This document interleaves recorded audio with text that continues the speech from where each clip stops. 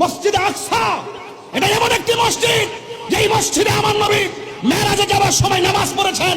এই মসজিদ সেই মসজিদ যেই মসজিদের পাথরগুলো একদম সমুদ্রের তলদেশ থেকে জিনদের মাধ্যমে উঠানো হয়েছে।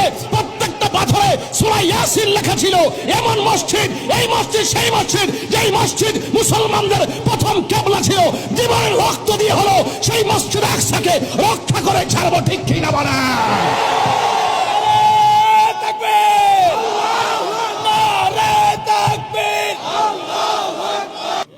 এবার মিল্লামিশা চলেন, সবাই মিল্লামিশা লন, আমরা ফিলিস্তিন যাই। কতক্ষণ ঠিক না বেঠি? পরিষ্কার কথা। আসেন, বসেন, কথা বলেন। আসেন, আমরা কি ধারণ করি বুঝা যান। বয়েথের বাংলার জমিন স্যার তিন বেলা খাইয়া খেয়া খালি ফেসবুকে লিখলে চলতো না, ডাইরেক্ট চলে আমরা যাই। আমরা প্রস্তাব করি, আমরা পাঠাই দেন। শুধুমাত্র বেশি আমরা ট্রেনিং লাগতো না, ডাইরেক্ট সমান করে বললাম। কতক্ষণ ঠিক না? আইন মুসলমানদের অবস্থা ভালো না। আমরা ঠেলাঠেলির কারণে কিন্তু এই সুযোগটা হয়েছে।